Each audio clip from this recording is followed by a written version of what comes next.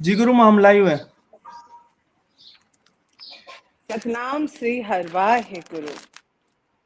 बोल गुरु नानक देव साहिब की जय।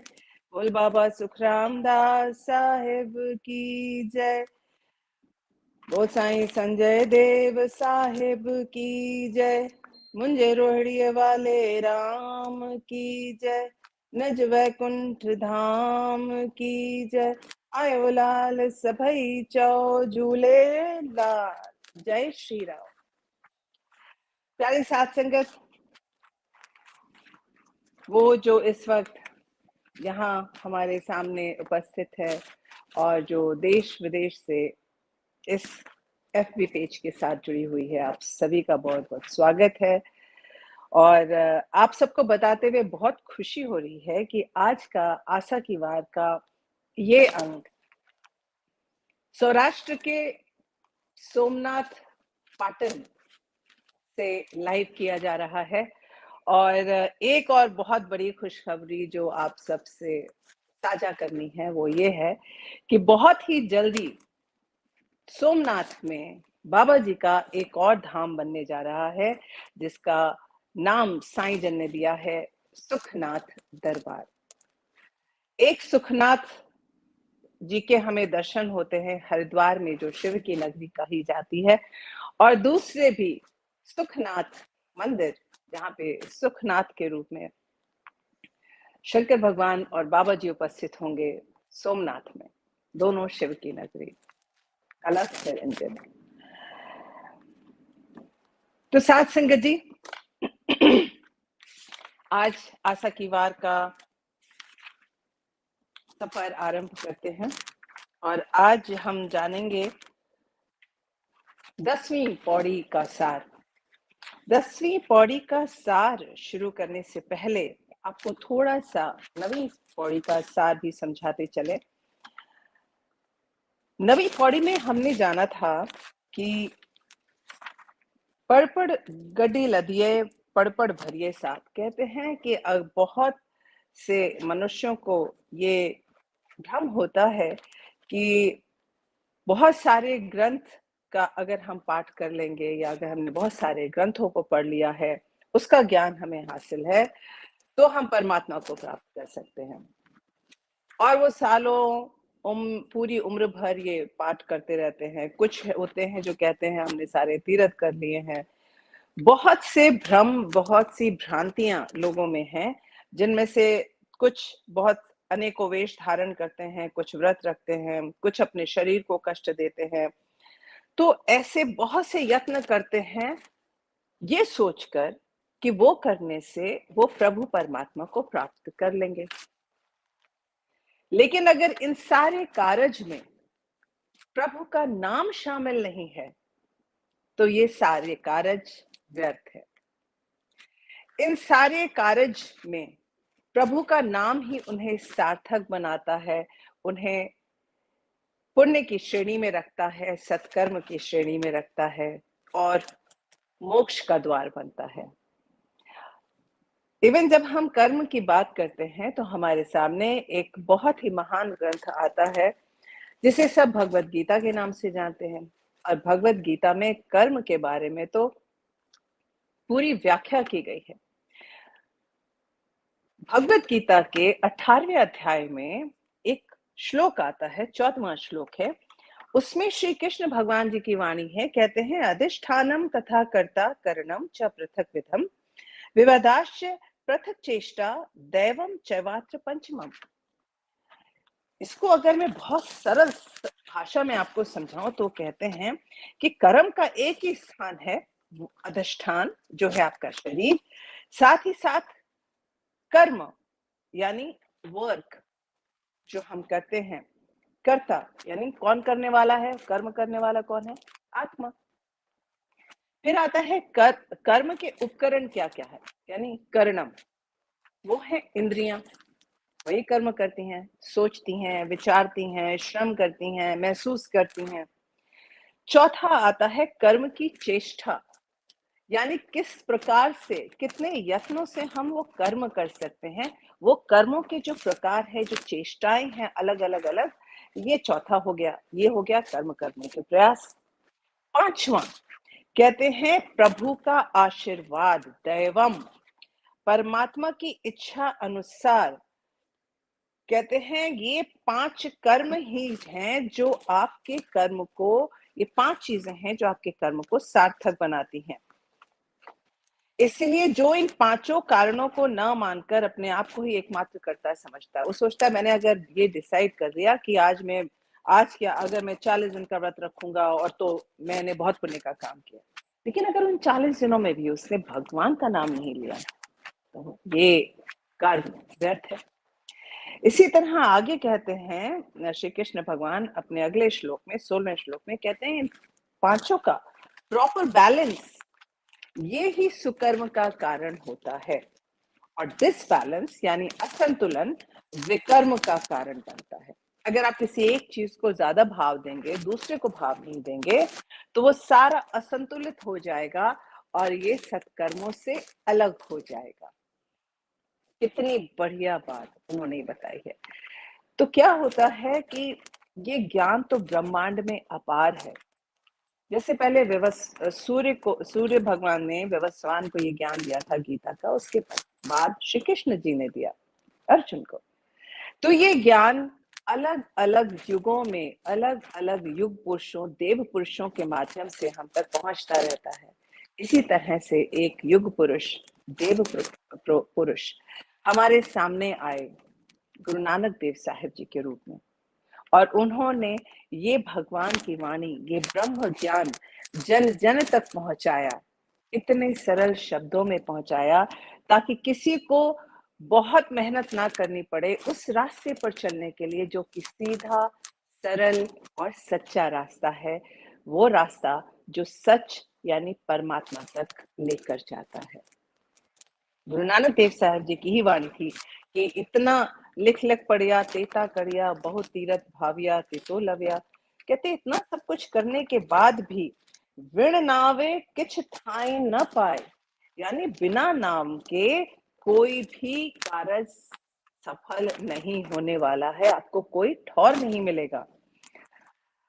तो पौड़ी के साथ अब जो हम 10वीं पौड़ी का सार समझेंगे, उसमें जो 2 श्लोक हैं और एक छंद है, उसका साझा भाव भी हमें यही बताता है कि परमात्मा तेरी बनाई हुई इस दुनिया में एक तुझे छोड़कर बाकी सब आवन जावन है।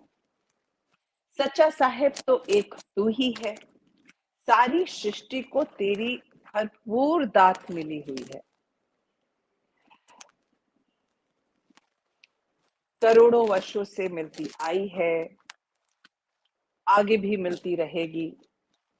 कण कण में, घट घट में तू ही समाया हुआ है। हर चीज में, हर पिंड में, हर विचार में और हर कर्म में तेरा ही वास है। तेरे बिना कोई कर्म पूरा नहीं हो सकता, जो होता है तेरी रजा से होता है।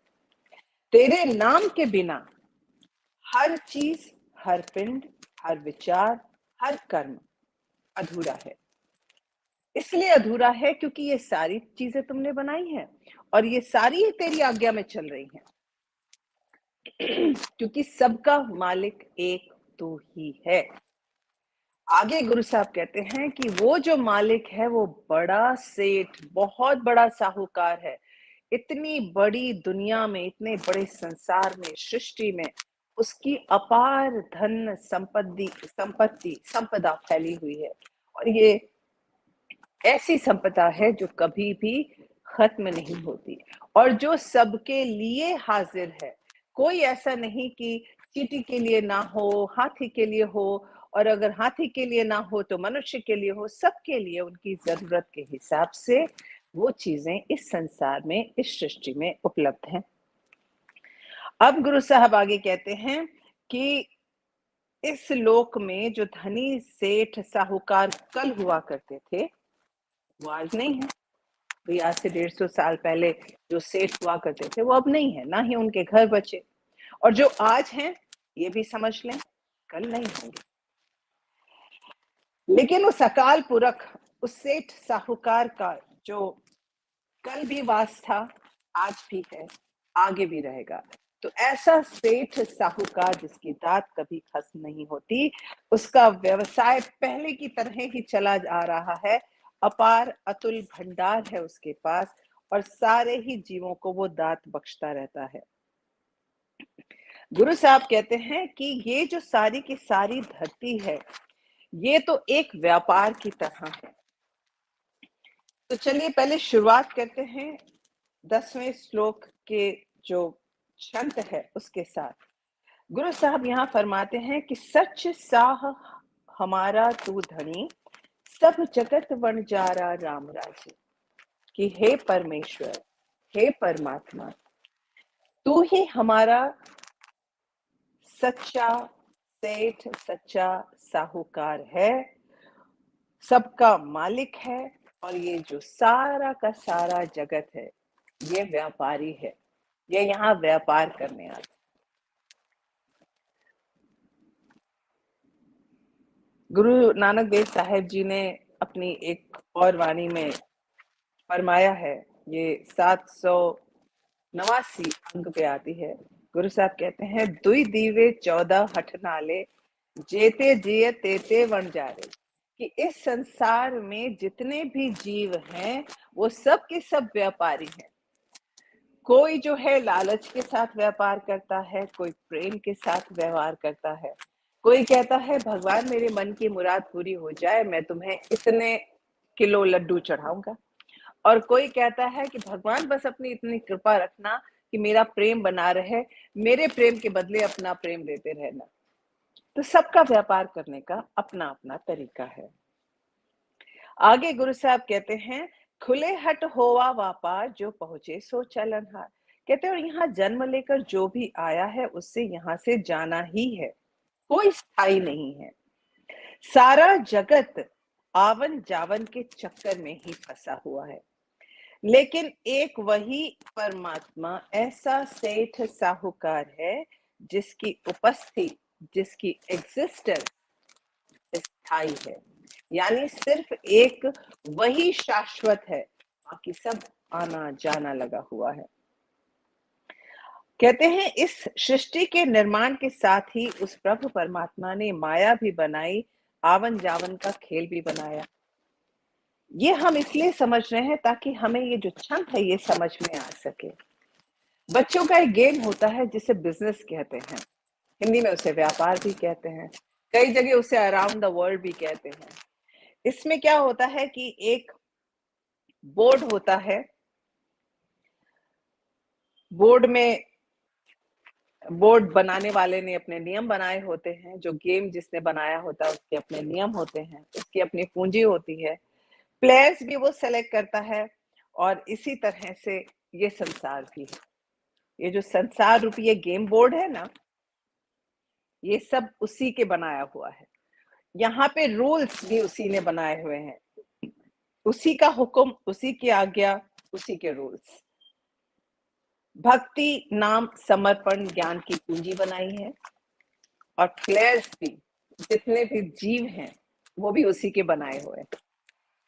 तो ये एक खेल बनाया है, आवन जावन एक खेल बनाया, चला भी वही रहा है और सब कुछ भी उसी का ही है। अब सोचिए जरा वो कितना बड़ा सेठ साहूकार है।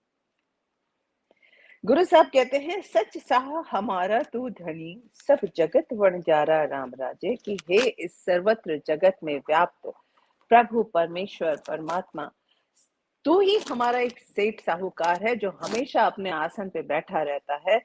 बाकी सब तो व्यापारी हैं, आते हैं, व्यापार करते हैं और चले जाते हैं। सब भांडे तुधे साजिया, विच वस्त हर धारा। कहते हैं कि और जितने भी यहाँ जीव जगत है, भांडे का मतलब है जितने भी शरीर है, ये शरीर एक कच्चे घड़ा ही तो है, कबीरदास जी भी ने कहा है। तो ये जो शरीर है, ये जो एक बर्तन भगवान ने बनाया है, इसके अंदर उसने एक वस्तु डाली है। तो वो वस्तु क्या डाली है? वो वस्तु डाली है जीवात्मा। ये वस्तु उस प्रभु ने डाल के भेजी है। आगे गुरु साहब कहते हैं, जो पावे भांडे विच वस्त सा निकले, किया कोई करे विचारा। कहते हैं अब इस बर्तन में, इस भांडे में, इस शरीर की, इस मिट्टी की जो प्रभु परमात्मा ने रचना की है, इसमें उसने जो वस्तु डाली है, और अगर वो निकाल भी लेता है तो कोई क्या कर लेगा। लेकिन खेल तभी तक चलेगा जब तक प्रभु की डाली हुई वो वस्तु इस बर्तन के अंदर है, तभी ये बर्तन, तभी ये शरीर काम करेगा। उसके बाद किसी का कोई बस नहीं है। गुरु साहब कहते हैं कि इतना ध्यान रखना कि जब तक गेम चल रहा है, जब तक इस शरीर में जीवात्मा है, श्वास है, अच्छे कर्म कर लो। क्योंकि एक बार अगर उसने अपनी डाली हुई चीज वापस ले ली तो फिर खेल खत्म।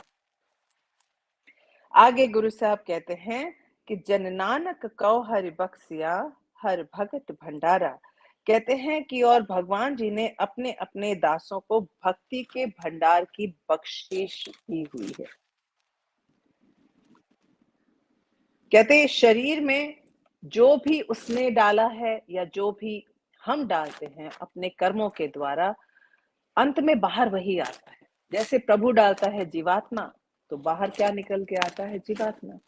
अब जब हम अपनी इंद्रियों से काम लेते हैं तो हम इसके अंदर डालते हैं गुण या अवगुण।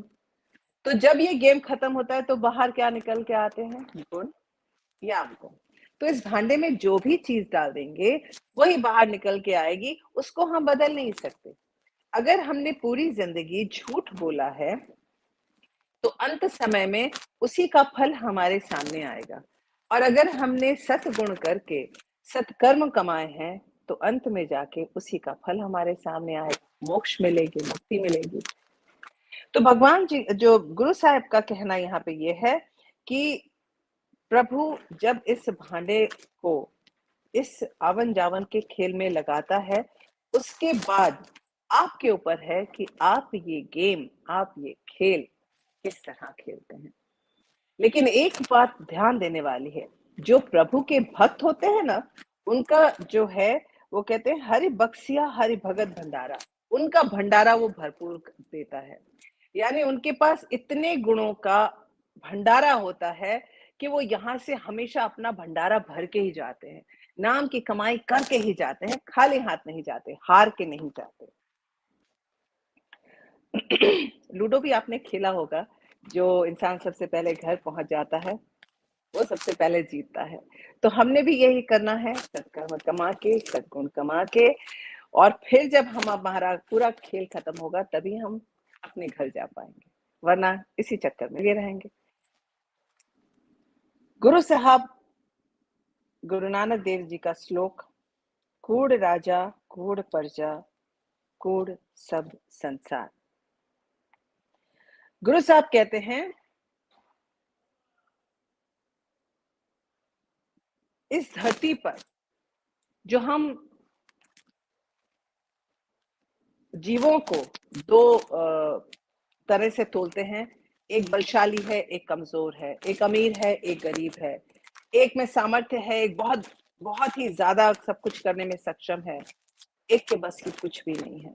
एक ताकतवर, एक नीचा, एक ऊंचा, एक नीचा।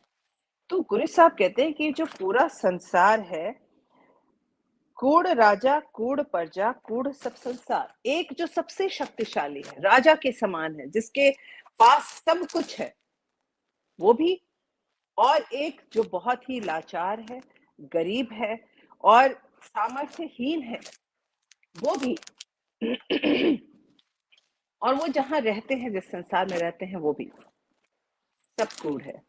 कूड़ का मतलब, कूड़ का मतलब है झूठ, छल, भ्रम, व्यर्थ, बेकार और बेमोल। कोई वैल्यू नहीं है उसकी। वो ऐसा झूठ का ये झूठ है जो आज है कल नहीं है। आज अगर हमने घर में लाइटिंग कर दी तो लाइटिंग तब तक है जब तक हमने की हुई है, हटा दें। आप सूरज को हटा सकते हैं, तो वो सच है, वो कभी नहीं हटता। करोड़ों साल पहले भी था, आज भी है, आगे भी रहेगा। लेकिन जो चीजें हम जिनका जन्म होता है, जिनको हम लेकर आते हैं, जिनको हम बनाते हैं, वो खत्म हो जाती है, वो सब कूड़ है। यही बात गुरु साहब ने बहुत तरीके से यहाँ समझाई है। कहते हैं कि कूड़ राजा, वो जो बहुत बलवान है, शक्तिशाली है, सामर्थ्यवान है, वो भी कूड़ प्रजा, और जो सामर्थ्यवान नहीं है, जो गरीब है, जो लाचार है, वो भी, और कूड़ सब संसार, ये सारा का सारा जगत। सेठ कल थे, आज नहीं है, जो आज है वो कल नहीं होंगे, ये सब झूठ है। यहाँ कोई टिकने वाला नहीं है, कोई स्थायी नहीं है, कोई शाश्वत नहीं है, और जो शाश्वत नहीं है वो सत्य नहीं है। गुरु साहब कहते हैं कूड़ मंडप कूड़ माड़ी कूड़ बैसनहार। कुछ लोग हैं जो अपना घर बना के रहते हैं, कुछ लोग हैं जो महल बना के रहते हैं। वही कहने का मतलब है कि चाहे वो छोटे हों, चाहे वो बड़े हों, चाहे गरीब हों, चाहे वो अमीर हों, चाहे वो झोपड़पट में डाल के बंजारों की तरह रहते हों, चाहे वो राजा महाराजा की तरह बड़े बड़े महलों में रहते हों, शामियानों में रहते हों, और उनमें रहने वाले वो भी कूड़ है। कोई स्थायी नहीं रहने वाला। कोई कहे हमारा ये जो राजमहल है ये हमारे खानदान में चलता रहा है और चलता रहेगा, आज नहीं तो कल ये भी खत्म हो जाना है, और ये दुनिया को पता चल जाना है कि ये बना है तो खत्म जरूर होगा। ये भी उतना ही झूठ है, ये भी उतना ही झूठ है। आगे गुरु साहब कहते हैं कि कूड़ सोना कूड़ रूपा कूड़ पैननहार। अब उसके बाद सोना, सब समझते हैं सोना सबसे महंगी वस्तु है, दुनिया का तो कारोबार ही सोने से चलता है। तो ये जो सोना है, बहुत पहले जमाने में जेड, उसको सबसे महंगा माना जाता था। फिर उसके बाद सोने में भी, सोना अभी भी पवित्र धातुओं में माना जाता है। लेकिन अगर हमें कहीं पे भी कोई कंपैरिजन करना होता है, तुलना करनी होती है, तो हम ये कहते हैं अरे ये स्त्री तो कितने सारे गहने पहनी हुई है, कितना सोना लादे हुए है, तो मतलब वो बहुत अच्छी है।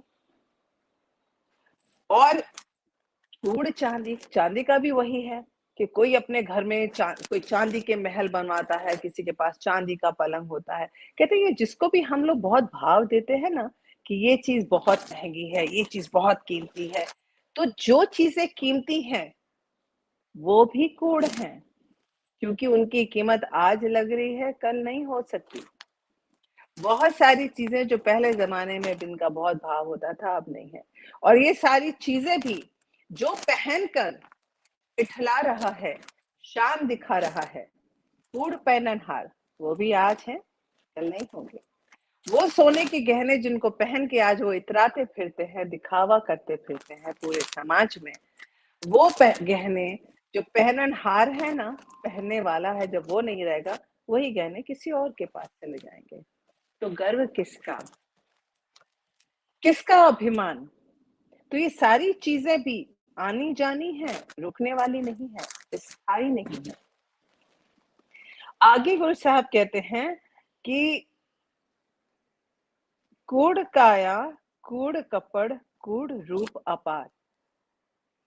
और अगर हमें किसी चीज को सुंदर कहना होता है तो उसे और सुंदर लगाने के लिए हम उसका श्रृंगार करने लगते हैं। तो कहीं ना कहीं अगर आप गौर से देखें तो श्रृंगार करना कहीं ना कहीं हीन भावना भी लिए हुए है, क्योंकि अगर आप में हीन भावना नहीं होगी और आपको पता होगा कि मैं वैसे ही बहुत सुंदर हूं, तो आप श्रृंगार की तरफ जाएंगे ही नहीं। सही है कि नहीं। तो हर जो ये हार श्रृंगार पहनते हैं ना, ये भी बड़ा कूड़ चीज है, क्योंकि इससे ली हुई सुंदरता कुछ समय तक ही होती है, जब तक आपने वो पहना होता है। जब आप वो हार श्रृंगार उतार के रखते हैं, तब आपका असली रूप नजर आता है। तो जो हार श्रृंगार है ये भी कूड़ है, और इसके ऊपर लगाई गई चीजें, चाहे वो सोना हो, चांदी हो, या फिर सुंदर सुंदर कपड़े हो, या आप इस काया को अपना इतना सुघड़ बनाए, इतना सब कुछ इस काया के लिए करें, ये सब भी कूड़ है। अगर आपका मन सुंदर नहीं है तो ऊपर से आप चाहे कितना श्रृंगार कर लीजिए, जैसे ही आप वो श्रृंगार उतारेंगे, आपका असली रूप, सच स्वरूप सामने आ जाएगा। इसलिए कूड़ सोना कूड़ रूपा कूड़ पहनन हार, कूड़ काया कूड़ कपड़ कूड़ रूप अपार। आगे गुरु साहब कहते हैं कि सुंदरता जो है वो कभी भी किसी श्रृंगार की मोहताज नहीं होती। आगे गुरु साहब कहते हैं और हम किन किन चीजों को भाव देते हैं। एक तो हम अमीरी गरीबी को भाव देते हैं। दूसरा, हम उसकी शान शौकत को बहुत भाव देते हैं कि कितना बड़ा इसने घर बनाया है। फिर हम देते हैं इसके पास धन संपत्ति कितनी है, सोना चांदी कितना है। फिर हम बताते हैं कि अरे ये खुद कितना सुंदर है, कितना रूप है इसका कि जब देखो तो आंखें नहीं हटती। और कौन सी चीज बची? आगे गुरु साहब कहते हैं रिश्ता। ये जो रिश्तों के मोह में हम लोभ में फंस जाते हैं ना, ये भी बड़ी कूड़ चीज है। तो जरा अपने दिमाग से जो गलत फहमियां हैं वो निकाल दो। अब ये रिश्ते की अगर हम शुरुआत करें कि ये मेरा भाई, ये मेरा बहन, या जो भी हम रिश्ते इस समाज में रहकर बनाते हैं, उन रिश्तों की सबसे बुनियादी चीज क्या है? वो बुनियादी चीज एक नर एक मादा, सबसे बड़ा रिश्ता पति पत्नी का रिश्ता। और कहते हैं कि पति पत्नी का जो आपस में प्रेम होता है, उस प्रेम के आगे तो भगवान भी हार जाते हैं। हमारे यहाँ सबसे बड़ा रिश्ता कहा जाता है आदम ईव कह लीजिए, आदम हवा कह लीजिए। तो इस तरह के बड़े सारे कैरेक्टर्स हैं जो आपको हर धर्म, हर पंथ की मान्यताओं में मिल जाएंगे, जहाँ की शुरुआत सृष्टि की, रिश्तों की, यहीं से होती है। और कहते हैं ये रिश्ता तो ऐसा है, इधर हम प्रेम की बात करते हैं और अगर आपका साथी आपकी बात नहीं मानता है, लड़ाई होते सेकंड नहीं लगती। तो ये सच्चा प्रेम कहाँ हुआ?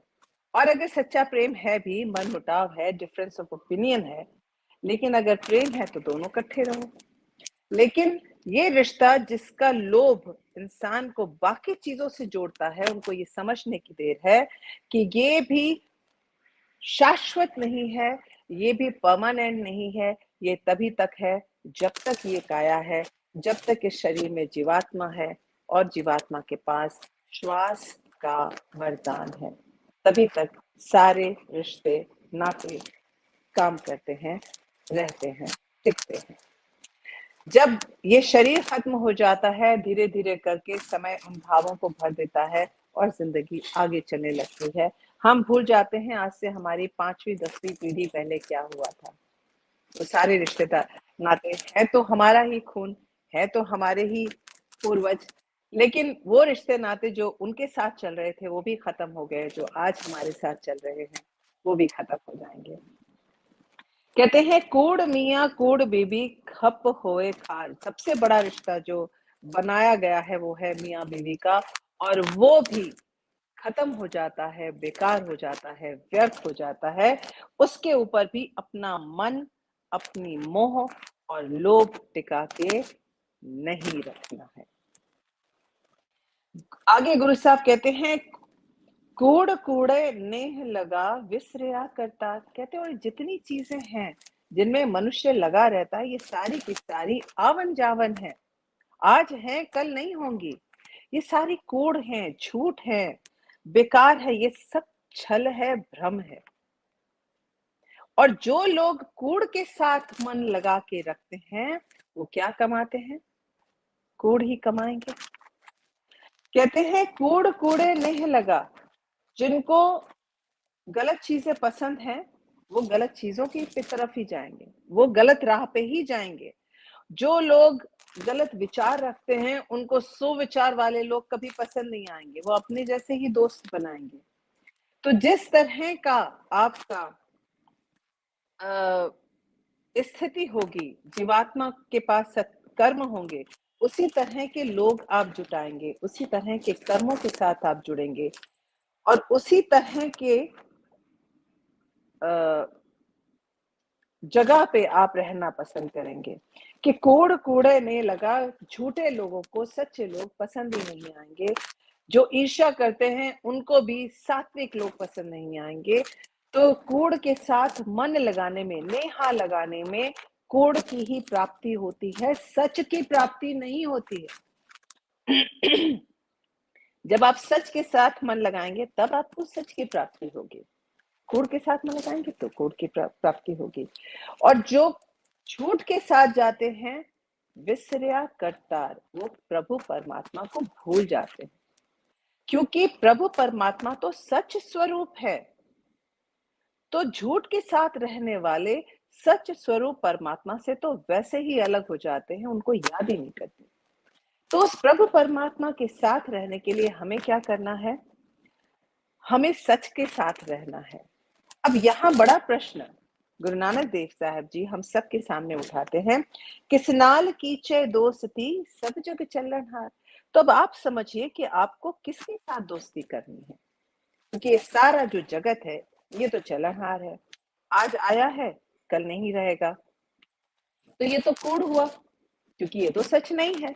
अगर सच होता तो पहले भी होता, अभी भी होगा और आगे भी रहेगा। तो ये सच, ये जो सब कुछ इस जगत में हो रहा है, ये सब आवन जावन वाला हिसाब किताब है। तो किसके नाल दोस्ती की जाए, किसके साथ नेह लगाया जाए, किसका संग साथ ढूंढा जाए और किसके याद में अपना मन जोड़ा जाए। आगे गुरु साहब फरमाते हैं, कहते हैं कूड़ मिठा कूड़ माखियो कूड़ डोबे पूर। कहते हैं क्योंकि लोग समझ नहीं पाते, ये ज्ञान नहीं ले पाते, तो कूड़ सबको मिठा लगने लगता है, क्योंकि उसको पाना बड़ा आसान होता है। कहते हैं ना, अभी घर बनाना हो तो बनाने में महीनों लग जाते हैं, तोड़ना हो एक बुलडोजर लेके आओ तोड़ डालो। तो कूड़ को अपनाना और कूड़ की तरफ जाना बहुत आसान होता है, और ये इतना मीठा होता है, अरे इसमें तो मेहनत ही नहीं करनी पड़ी, ये तो मिल गया, बड़ा प्यारा लगता है, अरे मेहनत बच गई। ये जितना भी झूठ भ्रम है जिसमें ये सारे जीव जगत घूम रहे हैं, ये बड़ा मीठा होता है, बिल्कुल शहद की तरह होता है। और ये ऐसा शहद होता है कि जिसको एक बार रस लग गया, वो उसी को उसमें फंस जाता है, डूब जाता है। और ये जो सारा संसार है, ये कूड़ में ऐसा समाया हुआ है, झूठ में, छल में, भ्रम में, माया में ऐसा समाया हुआ है कि सारा जगत ही इसमें पूरा का पूरा डूबा हुआ है। सारे जीव जंतु इसमें डूबे हुए हैं। जैसे अगर शहद के पास कोई मक्खी जाती है, उसको टेस्ट करने की, स्वाद लेने की कोशिश करती है, तो वो शहद में ही चिपक कर रह जाती है। बस इसी तरह उसी भ्रम के मीठे स्वाद में फंसकर जीवात्मा कूड़ के साथ जुड़ जाती है। गुरु साहब हम सब जीवात्माओं के सामने एक उपाय रखते हैं, एक सबक रखते हैं। गुरु नानक देव साहब जी कहते हैं, नानक वखाणे वेनती तुद बाजो कूड़ो कूड़। कहते हैं कि तुम्हारे सेवक जो है वो विनय पूर्वक अपने प्रभु का बखान करता है। और क्या बखान करता है कि प्रभु तुम्हारे बिना जितना कुछ इस संसार में है, सब कूड़ो कूड़ है, सब झूठ है, छल है, भ्रम है। क्योंकि कूड़ तो वैसे ही सच का ऑपोजिट है। तो अगर कोई कूड़ के साथ जुड़ा है तो जाहिर है वो सच के साथ नहीं होगा। तो प्रभु तुम में जितना भी कुछ है, सब कूड़ो कूड़ है। अब सवाल ये उठता है, गुरु साहब फरमाते हैं कि ये सारा तो जगत कुड़ियार है, यहाँ के रिश्ते नाते, धन संपत्ति, कर्म, सब कुछ कुड़ियार है। तो फिर सचियार कैसे होए? एक बहुत बड़ा प्रश्न है हमारे सामने। कुड़ियार से मनुख सचियार की तरफ किस तरह जाए, इसके बारे में गुरु नानक देव साहब जी ने अपनी प्रथम जो रचना है उसी में पूछा है, किव सचियारा होइए किव कूड़े टूटे पाल। ये जो कूड़ का पर्दा हमारे सामने पड़ा हुआ है, ये किस तरह टूटे, किस तरह सच का प्रकाश फैले। हर जगह तो झूठ, अंधकार, भ्रम, छल, माया फैली हुई है, उसके पर्दे पड़े हुए, तो हमें सच दिखता ही नहीं है। तो झूठ का पर्दा किस तरह से हटाया जाए, उसके बारे में गुरु नानक देव साहब जी अपने अगले श्लोक में उसको पूरा समझाते हैं। आगे श्लोक की तरफ बढ़ने से पहले हम इतना तो समझ ही गए होंगे कि जो कूड़ है, जो झूठ है, वो सच का उल्टा है। यानी कूड़ का उल्टा कैसे होगा? सच होगा। और सच की प्राप्ति कैसे होगी? गुरु साहब कहते हैं, सच सब ना होई दारू, पाप कढ़े धोए। यानी जब हम पाप धो डालेंगे, कूड़ धो डालेंगे, तो सच ही सच का वास होगा। हर जगह सच का वास होगा। और सच का वास करने के लिए, पाप धोने के लिए हमें क्या चाहिए? गुरु अर्जन देव साहब जी की वाणी। गुरु अर्जन देव साहब जी की वाणी कहती है, सर्व रोग का औषध नाम। सारे रोगों का जो औषधि है, जो दवा है, दारू है, वो है नाम। नाम के साथ जुड़ो, कूड़ अपने आप छट जाएगा। गुरु साहब की एक और वाणी कहते हैं, भरिए मत पापा के संग, ओ धोपे नावे के रंग। नाम के साथ जब आप अपने पापों को धो डालोगे, सच का सच सामने आ जाएगा। तो गुरु साहब कहते हैं आगे, सचता पर जानिए जा हृदय सच्चा होए। कि ये सच तो हम तभी जान सकते हैं जब हम अपना मन निर्मल रखेंगे, जब हम अपना मन सच के साथ जोड़ेंगे। मन अगर कूड़ के साथ जोड़ेंगे, झूठ के साथ जोड़ेंगे, तो नहीं होने वाला। जब हृदय में सच का वास होगा, जब हम अपने हृदय के पापों को नाम से धोएंगे, तब सच का वास होगा। और असली सच, सत्य नाम, हमें उसका गुणगान तभी पता चलेगा, सच हम तभी जान पाएंगे जब अपना मन सच के साथ जोड़ेंगे। कूड़ के मल उतरे, तन करे हच्छा धोए। कहते हैं कि जब हम झूठ की, पाप की, फरेब की ये मैल अपने मन से धोएंगे, भरिए मत पापा के संग ओ धोपे नावे के रंग। नाम के साथ जब हम अपने मन की मैल उतारेंगे, तब हमारा तन जाके पवित्र होगा। और जो व्यक्ति साफ सफाई पसंद करता है, सच के साथ रहना पसंद करता है, वो हर जगह उसी तरह स्वच्छ, साफ, निर्मल देखना चाहता है, रहना चाहता है। चाहे वो तन की मैल धोने की बात हो, चाहे मन की मैल धोने की बात हो। आगे गुरु साहब एक और चीज कहते हैं, सचता पर जानिए जा सच धरे प्यार। कहते हैं और सच का तभी हमें पता चल पाता है जहाँ सच धरे प्यार। कि दिल में जब नाम धारण किया है, तो उस सच्चे नाम के साथ प्यार भी होवे। कहते हैं कि प्यार के बिना कोई संबंध नहीं जुड़ता है। सच जो है वो प्यार ही है। संबंध उसी के साथ जुड़ता है जिसके साथ प्यार होता है। बाकी सब व्यापार है। इसलिए उस सच्चे नाम के साथ प्रेम करें, अपना प्रेम जोड़ के रखें, तभी सच की प्राप्ति होगी, तभी सच के बारे में पता चलेगा। और ये कैसे होगा? नाम सुन मन रहसिए ता पाप मोक्ष द्वार। कहते हैं नाम सुन के तो आपका मन ऐसे प्रफुल्लित हो जाना चाहिए। और जब मन प्रफुल्लित होना शुरू हो जाएगा, नाम जपते जपते, नाम जपेंगे, अपना हृदय पवित्र करेंगे, मन की पाप धोएंगे, और वो नाम सुन सुन के जब आपको परम आनंद की प्राप्ति होनी शुरू होगी, मन खिलना शुरू होगा, तभी मुक्ति का द्वार मिलेगा। तपाए मोक्ष द्वार। आगे गुरु साहब कहते हैं, और सिर्फ यही नहीं, सचता पर जानिए जहाँ जुगत जाने जीव। कहते हैं और सच तो तभी मनुष्य जान सकता है, जीवात्मा जान सकती है, जब उसको सच पाने की, पाप धोने की और अपने हृदय पवित्र करने की जुगत पता चलेगी। जब तक ये उपाय ही नहीं पता चलेंगे, तो सच की जानकारी कैसे होगी? सच पता कैसे चलेगा?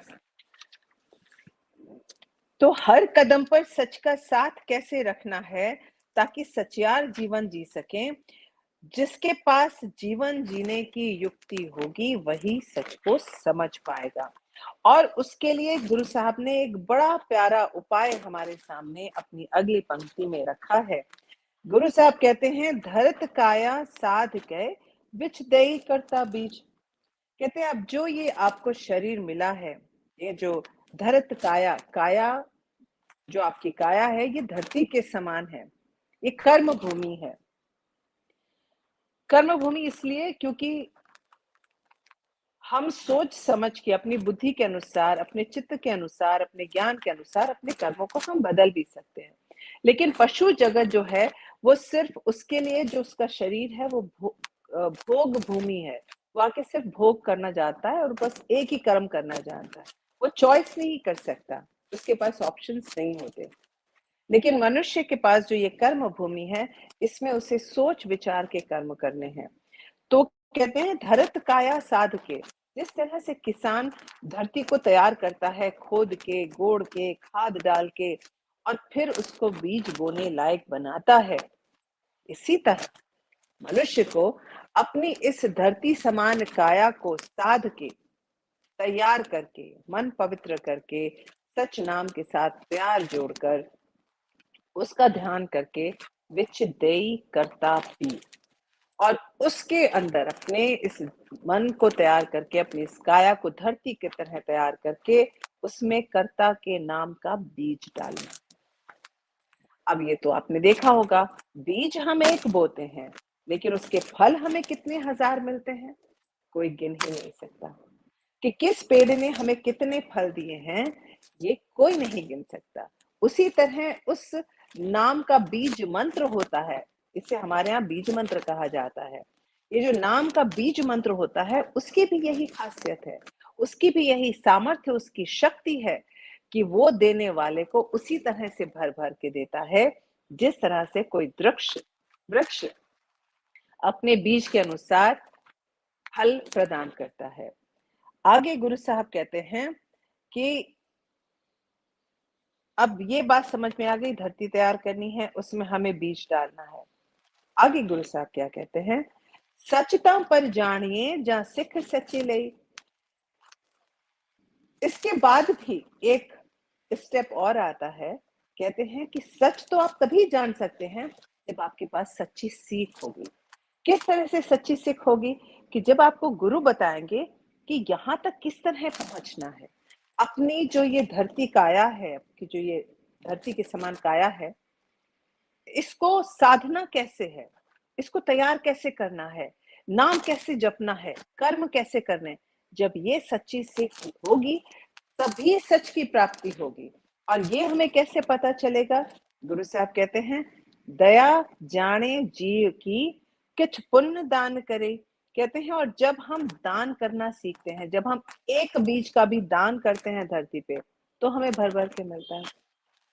इसी तरह से जिन गुणों के साथ आप जुड़े हैं, जिन सद्गुणों को आप जानते हैं, उनके अनुसार चल के दया कीजिए, कुछ दान पुण्य कीजिए उन लोगों को जिनको सामर्थ्य नहीं है। उनको अगर आप करेंगे तो वो भी वही बीज बोएंगे और उनको भी वैसे ही फलों की प्राप्ति होगी। तो कहते हैं कि ये तभी आप जान सकते हैं जब आप दान पुण्य करने का भी एक बीज दया भाव से देंगे, तब जाके आपको पता चलेगा कि मैंने तो खाली एक पेड़ लगाया था, मेरे इस दान पुण्य से तो ये पूरी की पूरी बगिया ही हरी भरी हो गई है।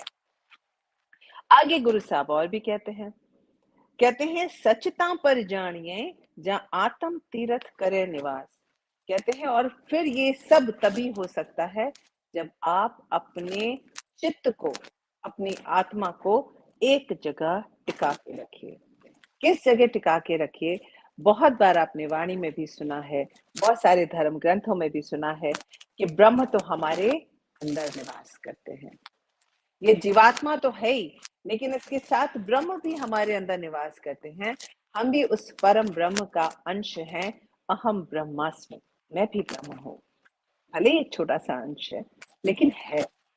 तो कहते हैं कि जब आपकी जीवात्मा उस ब्रह्म पे अपनी आत्मा टिकाने लग जाती है, अपना ध्यान टिकाने लग जाती है और वहीं पर टिकी रहती है, अडोल, डोलती नहीं, इधर उधर भटकती नहीं है, आत्म रूपी तीर्थ पर वो टिक जाए, तब जाके सच की ये जो सारे यतन बनाए हैं, इनकी प्राप्ति होती है।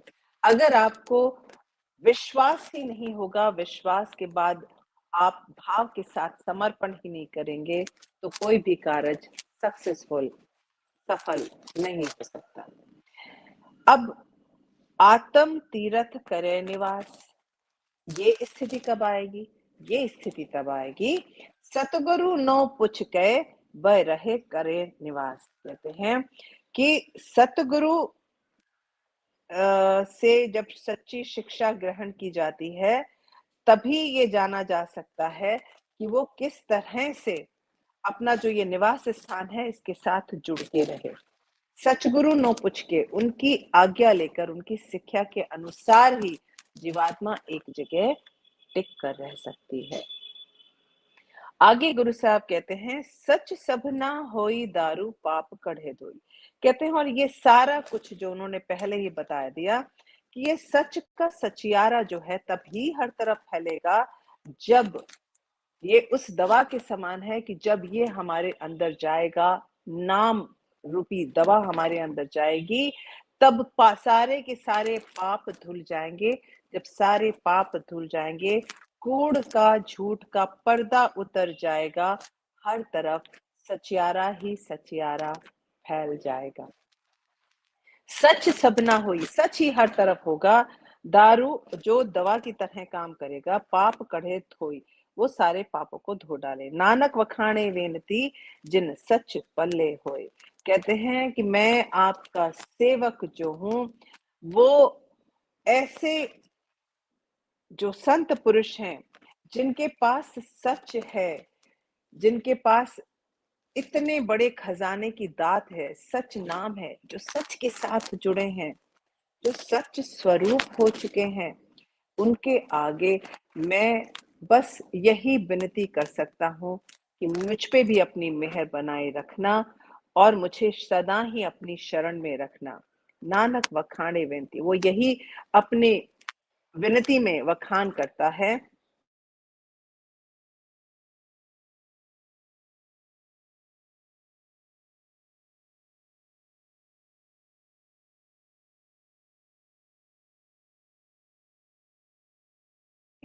आगे भी मिलते हैं। अपनी 10वीं पौड़ी में गुरु नानक देव साहब जी फरमाते हैं, दान मैंडा तली खाक जे मिले तामस्तक लाइए, कूड़ा लालच छोड़िए होई एक मन अलख ध्याइए। गुरु साहब कहते हैं कि अगर मुझे सच्चे भक्तों की पैरों की धूल भी मिल जाए, ये बहुत समझने वाली बात है। कहते हैं कि बहुत बार हमने सुना है पैरों की धूल लेना, चरण धूलि स्पर्श करना।